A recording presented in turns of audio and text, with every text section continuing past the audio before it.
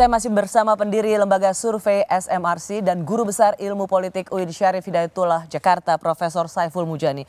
Prof. Saiful Mujani, saya ingin mengutip apa yang dikatakan oleh Ketua DPP PAN, Saleh Partaunan Daulay, mengatakan bahwa bergabung kepada tentang PDIP karena di sini ada semacam situasi yang cukup ironis.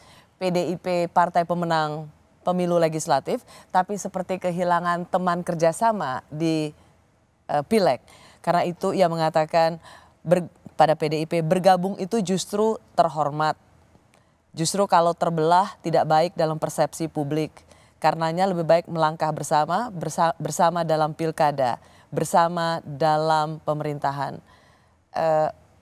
PAN menyebut PDIP akan lebih terhormat jika bergabung dengan koalisi Indonesia Maju. Bagaimana Anda melihat bahwa memang dalam politik perlu juga, meskipun dulu tidak bersama di Pilpres, tapi perlu juga berteman pada akhirnya supaya bisa tetap eksis? Saya tidak setuju ya dengan, bukan tidak setuju, mungkin ada penilaian lain bahwa yang namanya terhormat itu adalah berada dalam sebuah kekuasaan. Kekuasaan dalam pengertian dalam jabatan tertentu. Apakah itu di nasional maupun di daerah. Kira-kira begitu. Itu satu persepsi. Tapi saya melihatnya tidak demikian. Bahwa kehormatan politik itu juga adalah bagaimana menjaga gitu ya. Bagaimana menjaga agar politik kita yang normal sesuai dengan kaidah-kaidah yang normal itu bisa berjalan dengan baik. Salah satu unsur yang saya sering tekankan yang membuat politik itu normal dan modern dan beradab itu adalah apabila ada keragaman di tingkat elit. Karena keragaman itu kemudian menciptakan persaingan di tingkat elit. Kalau tidak ada persaingan kita rugi semua. Ya. Tidak ada yang check rugi and adalah balances. Pemilih, rakyat Indonesia yang rugi. Nah oleh karena itu mungkin dalam jangka pendek dan secara pragmatis PDI Perjuangan mungkin 5 tahun ke depan dia berada di bawah, tidak berkuasa dan seterusnya semacam itu mungkin gitu ya. Seperti dialami juga pada pemilu 2004 dan 2009 sama. 10 tahun tidak berkuasa PDI Perjuangan. Tidak harus selalu berada dalam kekuasaan gitu. Dan itu tidak berada dalam kekuasaan atau dalam pemerintahan itu juga sama terhormatnya. Sama terhormat dan itu menjaga normalitas dari sistem yang sedang kita bangun. Bung Saiful Mujani, tapi begini, faktanya semua survei mengatakan hasil seperti yang akan saya bacakan saat ini, tetapi saya ambil saja dari survei Kompas periode Juni 2024 yang mengatakan bahwa dukungan Presiden Jokowi masih berpotensi mempengaruhi pilihan dalam pilkada. Lebih dari separuh responden, 54,3%, memiliki orientasi pilihan politik yang linear dengan dukungan Pak Jokowi. Ini artinya hampir lebih dari separuh responden apa yang dipilih Pak Jokowi di pilkada nanti itu akan dipilih oleh pemilih di daerah. Jadi dengan fakta ini kalau partai politik tidak berusaha mendekat dengan Pak Jokowi, tidak mencoba untuk satu nama dengan Presiden Jokowi, ya konyol. Kalau diartikan politik kekuasaan iya, mungkin itu benar Mbak Rosy gitu ya. Tapi seperti saya katakan tadi bahwa apa salahnya PDI Perjuangan tidak bergabung dengan Pak SBY waktu itu.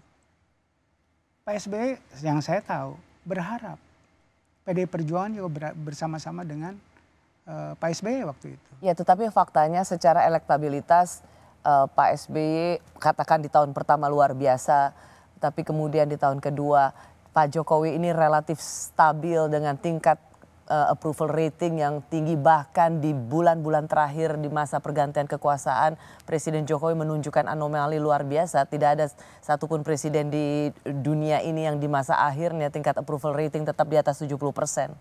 Iya betul, kalau dilihat dari sisi itu ya, itu tidak bisa dipisahkan dari kebijakan-kebijakan populis yang dibuat oleh Pak Jokowi. Kira-kira begitu ya, itu juga satu penjelasan gitu ya.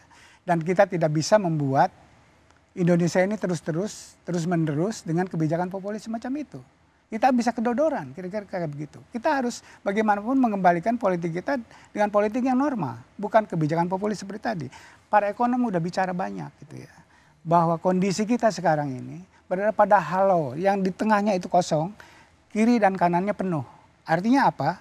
Artinya selama di bawah kepemimpinan Pak Jokowi ini, yang diuntungkan itu adalah kelas atas, yang kemudian yang diuntungkan berikutnya adalah kelas paling bawah, Karena menengah ke mendapat bawah. bansos. Ya, karena ada bansos. Yang ini karena ekonomi yang monopolistik seperti itu. Sementara kelas menengahnya di sini kosong. Itu yang terjadi di Bangladesh sekarang, kemarahan kelas menengah, yang terjadi di Chili. Para ekonom udah bicara tentang efek daripada kondisi ekonomi semacam ini terhadap politik dan kemarahan semacam itu. Dan kita jangan meniru itu dan membuat itu terjadi di sini. Apa yang terjadi di Bangladesh seperti itu. Oleh karena itu, Barwasi, saya melihat bahwa kemudian kita sangat membutuhkan partai seperti PDI Perjuangan yang tidak bersama dengan yang sedang berkuasa. Kita berterima kasih kepada PDI Perjuangan mau mengorbankan yang baru disebutkan di konyol gitu ya. Bagi saya itu adalah sebuah upaya untuk membangun kelembagaan politik kita secara lebih baik ke depan. Dengan cara disebut dalam tanda kutip mungkin tidak mengorbankan diri sebenarnya. Dia sedang membangun dirinya, menulis kembali sejarah politik Indonesia ke depan. Yang dulu kita tahu PDI Perjuangan membuatnya pada zaman Orde Baru, dia sedang menulis itu dan melawannya dan inilah hasilnya. Kemudian masuk Ibu Mega jadi presiden, kemudian kalah oleh Pak SBY gitu ya. Tidak apa-apa berada di luar. Kayak begitu. Dan semuanya ini adalah kalau kita perhatikan semuanya adalah bagian dari proses bagaimana kita membangun politik kita. Kalau semuanya berada di dalam saya tidak membayangkannya. Politik kita akan menjadi seperti ini. Saya nggak membayangkan ada Pak Jokowi. Kalau semuanya berada di dalam kungkungan Pak SBY pada waktu itu. Itu yang harus dicatat oleh kita dan itu sangat mahal. Dan saya sebagai warga negara berterima kasih pada PDI Perjuangan yang punya sikap seperti itu. Kita lihat sekarang faktanya adalah Jawa Barat, Jawa Tengah, Jawa Timur sudah hampir dan kemudian DKI, kemudian Jakarta itu di atas kertas semua calonnya adalah dari koalisi Indonesia Maju Plus. Dan itu artinya koalisi Indonesia Maju Plus akan menyapu bersih kemenangan di kantong-kantong. Peluang itu terbuka. Suara untuk Pilpres 2029 nanti dan peluang itu terbuka. Tapi batas akhir pendaftaran di KPUD itu masih tanggal sekitar Agustus akhir, yaitu tanggal 29 Agustus. Menurut Bung Saiful, apakah memang nama-nama di koalisi Indonesia Maju Plus ini ada Deddy Mulyadi, M. Lutfi, dan kemudian Khofifah Indar Parawansa, kemudian RK, itu memang nama yang akan kita lihat dalam pilkada nanti atau masih tersisa beberapa hari untuk kejutan di pilkada? Kalau melihat kecenderungannya mungkin itu agak stabil. Artinya apa? Kalau yang paling dinamis kan di DKI, Mbak Rosi. Itu ya. Khofifah tetap di Jawa Timur, kalaupun ada kontendernya ya bagus juga, siapapun yang menang biarlah itu, tetapi paling tidak ada nama lain. Ada Khofifah di sana. Bahwa Khofifah akan menang dan tidak itu soal yang lain lagi. Tapi sampai hari ini itulah jagoan-jagoan dari koalisi Indonesia Maju. Ya kan? Mbak Khofifah, terus kemudian Pak Lutfi mungkin di Jawa Tengah. Dan di Jawa Barat udah jelas gitu ya. Tadinya kan Ridwan Kamil dan ternyata bukan gitu ya. Dan di DKI seperti ini. Bahwa kemudian mereka akan menang atau tidak itu pertanyaan yang berikutnya. Tapi yang jelas itu adalah keputusan-keputusan yang dibuat. Menurut saya itu cukup mencerminkan solidnya dan kokohnya duet Prabowo dengan Pak Jokowi untuk men-set kepemimpinan daerah pasca pemilu nasional tersebut. Menurut Anda nama putra Pak Presiden Mas Kaisang itu akan wakil di mana? Wakil Gubernur Jawa Tengah atau Wakil Gubernur Jakarta mendampingi RK? Kalau di posisi di Jakarta ini memang tidak ada pesaing, dugaan ya spekulatif, dugaan saya di Jakarta, itu ya. Mendampingi RK. Mendampingi RK, dan peluang kemungkinan juga ada di Jawa Tengah. Menurut saya di Jawa Tengah bahkan ya kalau pengamatan saya masyarakat Jawa Tengah sementara ini itu cukup positif sama Kaisang. Mau ditaruh nomor 1 pun kemungkinan itu peluang itu terbuka. untuk menang. Untuk menang di Jawa Tengah ya, bukan Pak Lutfi. Misalnya ya, kalau berani mengajukan Kaisang. Jadi kemungkinan-kemungkinan itu terbuka. Jadi saya melihat bahwa kemenangan Koalisi Indonesia Bersatu itu, Indonesia Maju, itu masih kelanjutan dari kemenangan pemilu nasional.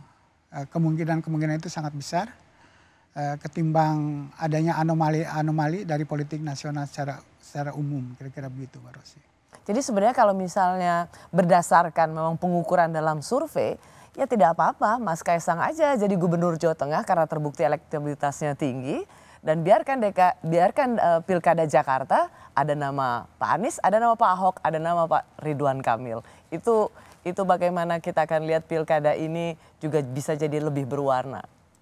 Saya kira begitu, cuman sangat, misalnya untuk kasus Kaisang itu mungkin agak extraordinary karena sangat kejutan dalam artian sangat muda gitu ya, dan juga punya hubungan khusus dengan Pak Jokowi. Oleh karena itu mungkin ekstra hati-hati, harus dipastikan. Makanya misalnya salah satunya adalah kemungkinan di Jakarta, maka dipastikan Jakarta harus menang. Makanya harus lawan kota kosong atau orang seperti kota kosong, Mbak Rosy. Terima kasih Profesor Saiful Mujani untuk perspektif politik Anda untuk Pilkada 2024 nanti. Selalu senang mendengar perspektif politik Anda. Oke, makasih.